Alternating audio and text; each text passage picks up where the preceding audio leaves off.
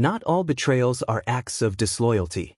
Sometimes, they're just misread acts of love, covered in silence, in sacrifice, in stories we never took the time to see. This is the story of a man who had everything, and of a woman who walked quietly through the halls of his mansion, hiding a truth more powerful than gold. Where are you watching this story from? Tell us in the comments. Now, let's begin. There were people who thrived in chaos, and then there was Alexander von, a man who built his entire empire on control. From the polished marble of his private estate to the calculated silence of his schedule, everything in Alexander's world followed a system. His time, his meals, his thoughts. Even the expressions he wore in public had a pattern. Life for him wasn't to be felt, it was to be managed. After a decade in the spotlight of business magazines and shareholder meetings, Alexander no longer believed in the spontaneity of goodness. Everything had a cost. Everyone had a motive. And trust? That was a currency he had long stopped spending. He lived alone in a mansion that echoed more than it breathed, attended by staff who rarely spoke above a whisper. The house, though vast, felt smaller with each passing year, like a museum built not to celebrate life, but to preserve the absence of it. His routine offered comfort. His wealth offered insulation. His solitude offered safety. But then came Elena. She arrived quietly, like a gust of wind slipping through a closed window. Hired through a discreet agency, Elena was efficient, discreet, and unremarkable on paper, everything Alexander required in domestic staff. She never asked questions, never lingered, and yet, over time, something about her unsettled him in ways he couldn't define. It started with the small things. She began leaving 5 minutes early on certain days. Nothing drastic, just subtle shifts in behavior. A coat always draped over her arm even when the weather was warm, a bag that seemed heavier than usual, shoes that changed between arrival and departure. Once, Alexander noticed her glancing at the clock with a flicker of nervousness, as if she were racing against something invisible. It was nothing, and yet it was everything. The real crack came one afternoon when he returned home earlier than expected. Elena was in the foyer, clutching her phone tightly, her back to the door. He didn't hear words, only silence, the kind that's louder than sound.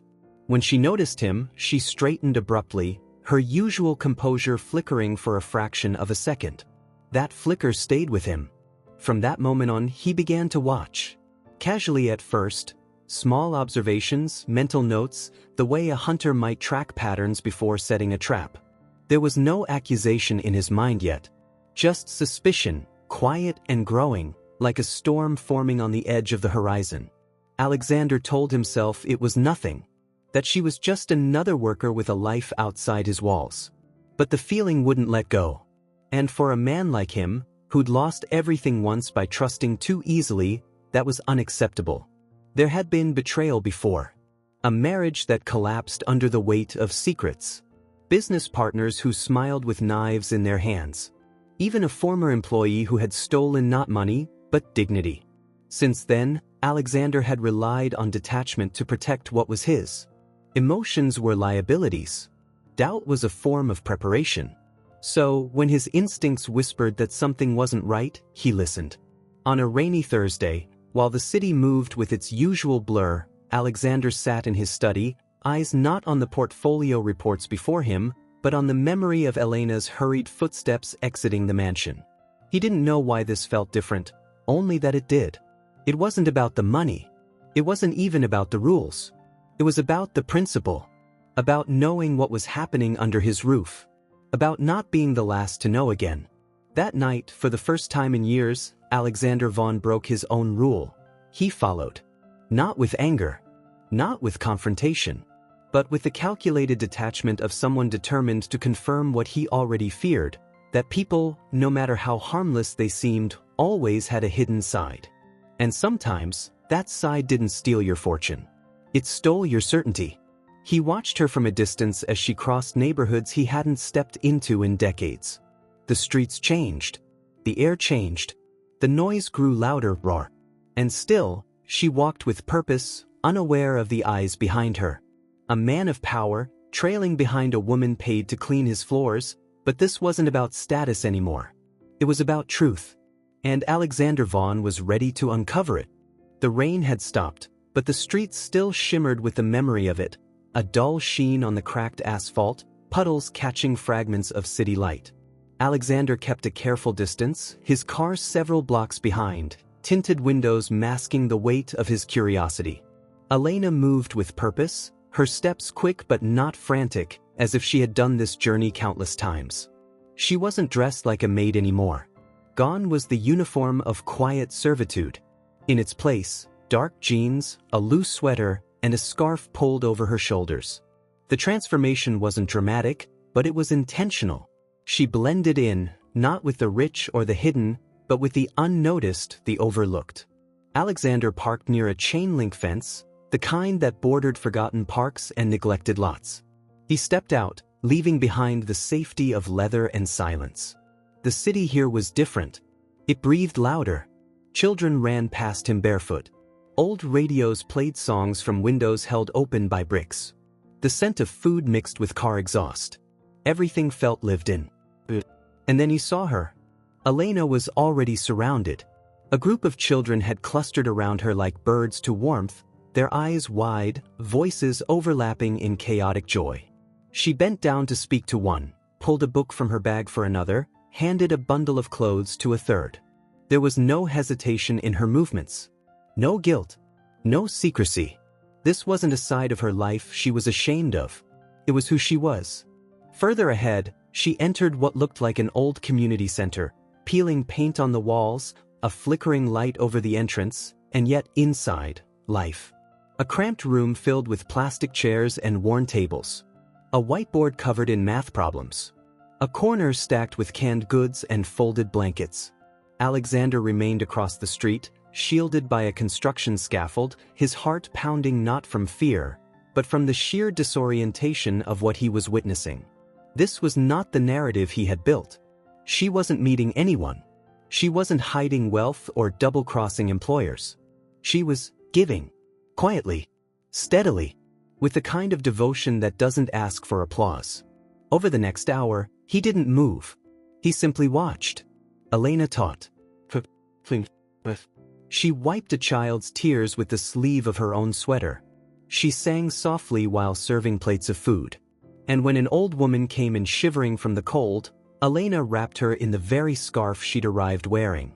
It didn't make sense. Not to a man who had spent his life believing people only gave when there was something to gain. But here she was, doing more with a second-hand bag of supplies than most did with a bank account. He thought of the mansion. The rows of untouched wine. The guest bedrooms no one had ever slept in. The refrigerator stocked with food that was often thrown away. He thought of the long corridors and the silence he had mistaken for peace. And for the first time, it all felt grotesque. Not because of guilt, but because of contrast. Elena's world was smaller, but it was filled with something his never had, meaning. Alexander pulled back slightly into the shadows as she exited the building again. Her hair was messy now. Her shoes were wet. But she smiled, not the mechanical kind she wore at work, but something softer, brighter. She walked past him without seeing. He didn't move. He couldn't. Something inside him had shifted, slowly, like a heavy door unlocking in the dark. He had come here expecting betrayal, a lie, a reason to dismiss her from his life. Instead, he found a life far greater than his own, tucked in a crumbling building, carried in the arms of a woman he had never truly seen. Alexander returned to his car, silent. Not because he had found the answer, but because the question had changed. Alexander didn't sleep that night. His sheets, though made of the finest Egyptian cotton, felt stiff against his skin. The ceiling, which he rarely noticed, now loomed above him like a blank screen playing scenes he couldn't forget. Elena handing out blankets. Elena writing on a whiteboard. Elena laughing with children whose names he'd never know. The memory of her face, illuminated by fluorescent lights in a crumbling building, haunted him more than any nightmare ever could. By morning, nothing had changed outside, but something inside him had. He didn't know what to do with the feeling. It wasn't admiration. Not exactly. Nor was it guilt, at least not in the traditional sense. It was more like recognition, like stumbling across a melody you'd heard once in childhood and forgotten until now. It wasn't about charity. It was about truth. And for a man who had lived a decade surrounded by half-truths and surface-level loyalty, Elena had become, in one night, the most honest thing in his world. But how do you speak to someone you've spent months not seeing? He didn't know the answer. So, he began with small things. Subtle shifts in routine. He started greeting her in the mornings, not with warmth, but with presence. He lingered longer in the kitchen when she cleaned. Left newspapers folded open on pages about social work, community efforts, or articles highlighting small acts of kindness. He asked questions about the grocery deliveries. Then about the neighborhood. Then cautiously about her. She never said much. Elena had perfected the art of polite evasion. Her smile was always there, soft, closed-lipped, neutral. But her eyes remained elsewhere. Guarded. Not out of arrogance, but protection. She wasn't hiding guilt. She was shielding history. So he tried. One evening, he placed a basket of new supplies on the counter. High-quality teaching materials. Notebooks. Art supplies. A few books on early education. He didn't say they were for her. He didn't need to. She saw them the next morning and said nothing. Only paused, briefly, before continuing her routine. Later that week, he returned earlier than usual and found a faint drawing taped to the fridge. A crayon sketch of what looked like a stick figure teacher surrounded by children. It wasn't signed, but he knew. Another day, he passed by her quarters and noticed the door slightly ajar. Inside, on a narrow bed, lay a small photograph. It showed Elena with a young boy, maybe 6 or 7. The child had soft features, eyes too wide for his face, and a crooked smile that seemed to fight for space on his lips. Alexander didn't stare. He didn't cross the threshold. But the image stayed with him long after he walked away. Something deeper was at play. Something personal. He wanted to ask. But the words felt invasive. So instead he waited. And the moment came not in conversation, but in distance. One morning, as she served breakfast in the dining room, he complimented her work. Her efforts. Her dedication. It was the first time he let his tone soften. For a moment, he thought he saw something flicker in her expression, maybe gratitude, maybe surprise. But then it vanished. She set down the tray and her voice, when it came, was firmer than he'd ever heard. She spoke not with anger, but certainty. She said there were 2 kinds of help in the world, the kind that saves and the kind that watches. And that rich men, more often than not, preferred to watch. Alexander said nothing. And then she added, almost as an afterthought, that she didn't need saving, that she had learned to live without it, that there were people she loved, deeply, fully, who could never give her what she needed. And she had made peace with that. A love that would never love back. That's how she said it. And Alexander, though he didn't show it, felt the words like a bruise spreading under his ribs. He didn't know if she was talking about an old lover or a current one. He didn't ask. He didn't have the right. But in that moment, he realized something painful. Whatever connection he was trying to build, she had already buried something far stronger. That night, he poured himself a drink and didn't touch it. He stood by the large windows of his home, watching the rain return, soft at first, then harder. Below, the lights of the city moved like constellations he no longer understood. He thought of the photograph again. Of the boy. Of Elena's voice when she said she loved someone who couldn't give her what she needed. Was it loss? Was it illness? Was it shame? He didn't know. But the not knowing hurt more than he expected. He had spent years perfecting his walls. Walls that kept out emotion. Vulnerability. But now, in the silence of his fortress, he realized the walls had worked too well. They hadn't just kept others out. They had kept him in. And Elena, without meaning to, had found a crack in them. She wasn't a puzzle to solve. Or a cause to support. She was a world he wasn't invited into. And he had to decide if he was willing to stand at the edge of it, giving without being seen, or walk away entirely. Because for the first time in a long time, Alexander Vaughn wanted something, not to own, not to control, but simply to understand. And that terrified him more than losing everything he had.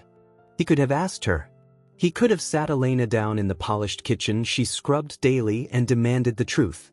He could have offered comfort in the form of wealth, made promises she hadn't asked for, opened doors she never knocked on. But that would have shattered something delicate, something not yet fully formed. A fragile thread between them made not of words, but of presence. So Alexander did what he had never done before. He stepped back and started looking, not as a man hunting for flaws, but as someone trying to piece together a story he wasn't part of. He called in favors, quietly, cautiously. No legal intrusion, just inquiries.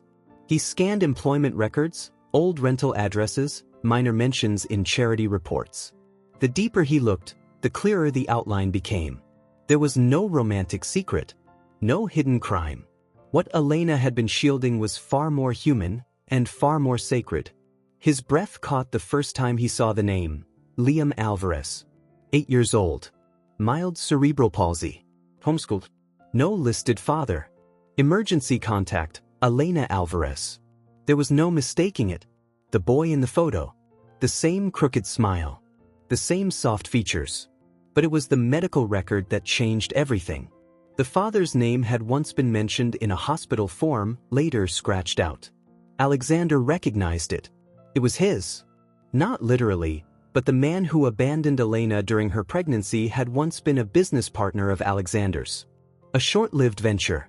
The kind of man who treated assistants like accessories and left a trail of settlements behind closed doors. Alexander had dismissed him from the company within months, but clearly, the damage had already been done. Elena hadn't just been surviving. She had been building a life from the ruins someone else left her. Alone. And never once had she asked for sympathy. Alexander read the file twice. Then a third time. Then sat in silence for hours. This wasn't about redemption.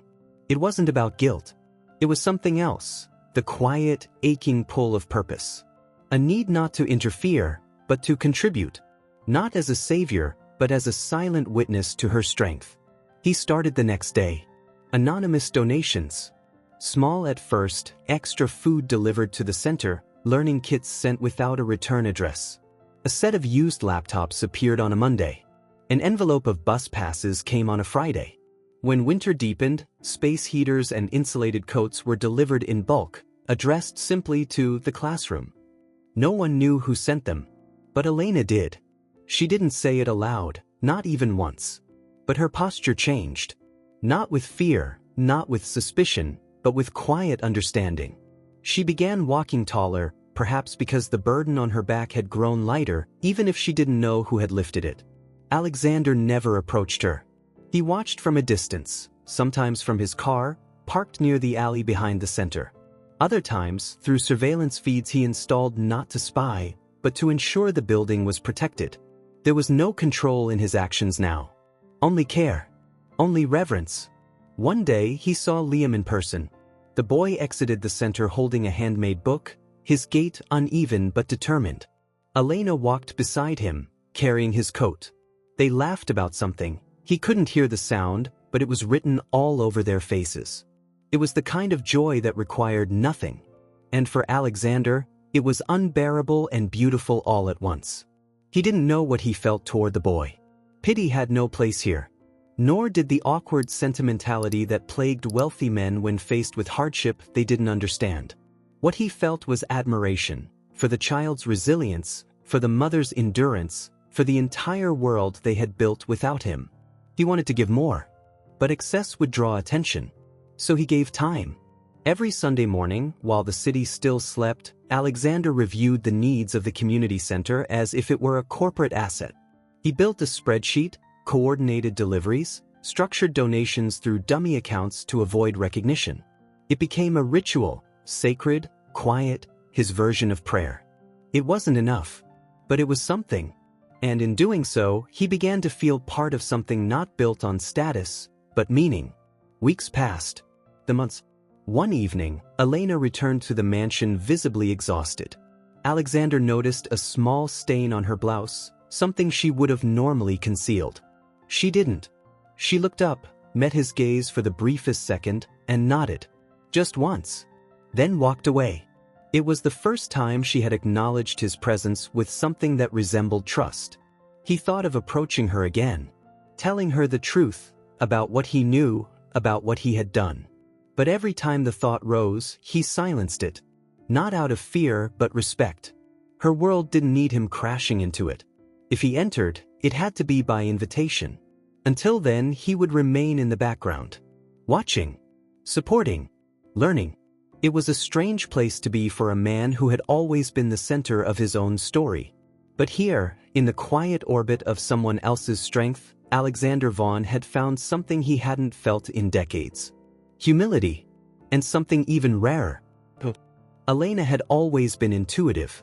She could sense tension in a room before anyone spoke. She could tell when a dish was slightly overcooked just by its scent. And she knew, long before evidence confirmed it, that the hand lifting the weight from her shoulders was not divine, but human. Someone was helping. Quietly. Precisely. Intimately. At first, she thought it was coincidence. A few new books arriving at the center, unexpected but welcome. Then came the repairs, electrical issues resolved without a call, a new water heater installed overnight, the roof fixed just before a week of rain. There were no receipts. No signatures. Just generosity without a face. But generosity without a face always had a shadow. And hers looked like Alexander Vaughn. He never said a word. His demeanor never changed. But Elena noticed. The glances held half a second longer. The small pauses when she entered a room. The absence of questioning when she left early. All the sharp edges of his presence had softened, not vanished, but melted into something quieter. Something watching. Something waiting. Still, she said nothing. Until the day the van arrived. It came in the middle of a Tuesday afternoon. A pristine vehicle painted with cheerful colors, equipped with a wheelchair lift, stocked with school supplies, medical kits, and even a foldable ramp. It was clearly intended for Liam. For her. And it was too much. Not because she didn't need it, but because the gesture was no longer invisible. It was loud. It was personal. It crossed the line between anonymous support and emotional declaration. She stood in the parking lot, keys still in hand, staring at the van. And in that moment, something in her snapped. She left the center early, heart pounding in her chest, thoughts racing faster than her footsteps. She didn't wait for permission. She walked straight through the front door of the mansion, up the marble stairs, into the great hall where Alexander stood, startled, silent, almost bracing. She didn't scream. She didn't accuse. But her eyes, wide and burning, asked everything he had been avoiding. But he didn't answer right away. His expression was unreadable, not because he was hiding, but because too much was surfacing at once. And for a man who'd lived behind walls, exposure was its own kind of violence. Eventually, he stepped forward. And he told the truth. Not the rehearsed version. Not the softened one. But the real, raw confession. He told her he had followed her. That he had doubted her. That his intentions, at first, had been rooted in suspicion, not compassion. That he had judged her through the lens of every betrayal he had ever known, and that he had been wrong. He didn't ask for forgiveness. He didn't try to explain away his choices.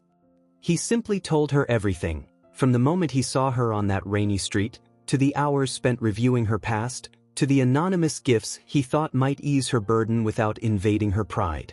And then, with a stillness that seemed foreign in such a grand room, he said what had been clawing at his chest for weeks. That meeting her had ruined the man he used to be.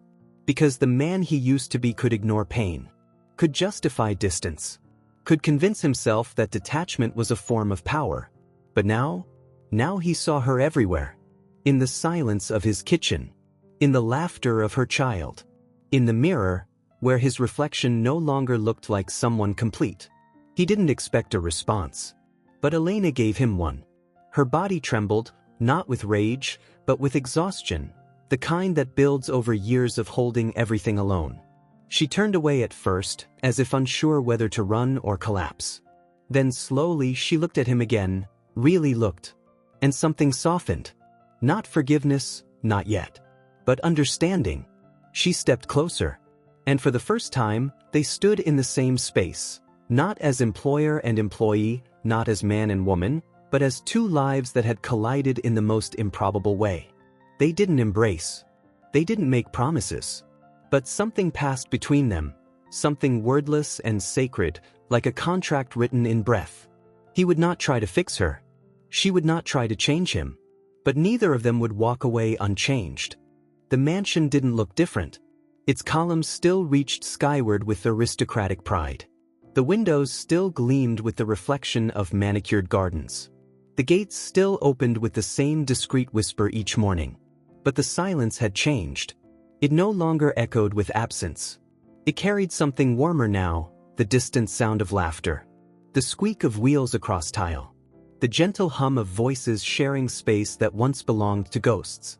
Alexander Vaughn hadn't intended for any of this to happen. The plan, if it could even be called that, had been temporary. Support from the shadows. A sense of balance restored. But nothing about this was temporary anymore. Not the presence of Liam, who now raced down hallways with uneven steps and boundless joy. Not the smell of fresh bread in the mornings, baked by volunteers from the community. Not the walls of the West Wing, now covered in children's art and laminated educational posters. Not the way Elena moved through the house, no longer as a servant, but as someone with ownership in her gaze. The transition hadn't been abrupt. It unfolded like the turning of a season. The community center, once overcrowded and worn, had moved into a renovated building just outside the estate's grounds, still separate, still autonomous, but now equipped, staffed, and thriving. Elena remained its leader, refusing offers of titles, declining every opportunity to take a back seat. She didn't want control. She wanted impact. Alexander had offered to put his name on the project. She said no. So he funded everything under the name Liam's Place. It wasn't for vanity. It was for legacy. And legacy, he had come to learn, wasn't built from skyscrapers or IPOs. It was found in small acts, repeated quietly over time. A child learning to read. A family receiving medicine. A meal served with dignity. Alexander had started visiting the center weekly. At first, it felt like trespassing. A man in tailored shoes walking among plastic chairs and donated sneakers. But eventually, the children stopped staring. The parents stopped whispering. He was no longer the stranger behind the gate. He was just Mr. Vaughn, the man who helped fix the roof, who played chess with the older boys, who always brought extra snacks. With Elena, the dynamic had shifted too. There was no romance, not in the traditional sense. No declarations or candlelit confessions. What they shared was quieter, deeper, built on trust earned inch by inch, on silence held without fear. He would catch her watching him sometimes, a faint smile at the corner of her lips. And he, once terrified of vulnerability, no longer flinched when she looked too closely. There was one evening in particular, late spring, the sky painted in that impossible orange that never lasts more than a few minutes. Alexander stood on the balcony overlooking the gardens. Below, Liam was chasing butterflies with two other children from the center. Elena was on a bench, talking to a volunteer, her hand resting on the bench's edge, relaxed. And for a brief, suspended moment, Alexander felt something he had never named before. It wasn't because his problems had vanished, or because the world had suddenly become fair. It was because, after years of accumulating wealth, influence, and security, he had finally learned what it meant to be seen, and to see others without armor. One night, as the mansion settled into sleep, he opened a journal, something he hadn't touched since his early 20s. He wrote a single line. "I thought I followed her into the shadows, but she was the one who led me into the light." That was how it ended. Not with fireworks. Not with headlines. But with light. Quiet. Steady. Undeniable. Thank you for being a part of this story with us. If it moved you, made you reflect, smile, or reminded you of someone, subscribe to the channel. We share stories like this to remind ourselves that there's still beauty in the world. Now tell me, which part of this story touched you the most? I'll be waiting in the comments. See you next time.